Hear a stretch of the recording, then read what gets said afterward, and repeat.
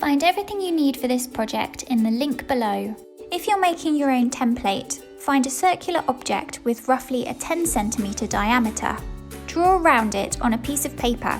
Use a ruler to mark 2.5 cm above the circle edge on one side and square off the sides at the widest 10 cm point. Then join the top with the 2.5 cm mark. Cut this template out.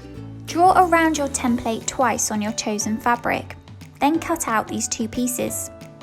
Fold down the top straight edge of one piece by 1.5 centimeters and press. Then repeat to create a rolled hem. With it still pressed and folded, mark the bottom of the seam and then unfold to mark the press line above that. You can repeat on your other piece if you want to. Place your pieces right sides together and pin.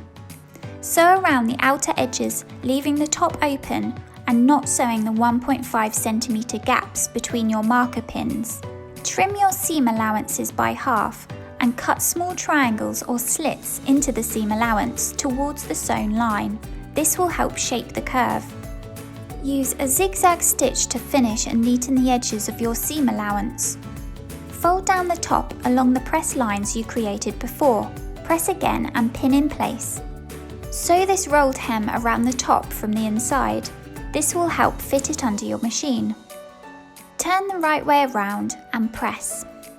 Take the 2mm cord and cut two lengths that measure 4 times the width of your purse. Attach a safety pin to one end of the piece of cord and feed the safety pin and cord through one of the gaps in the rolled hem. Feed it all the way around until it comes out the same side. Tie and knot to secure, then repeat the process on the other side. Trim the ends of the cord to neaten and try to make sure that they're even. Your coin purse is now ready to use. For more inspiration, visit hobbycraft.co.uk/ideas.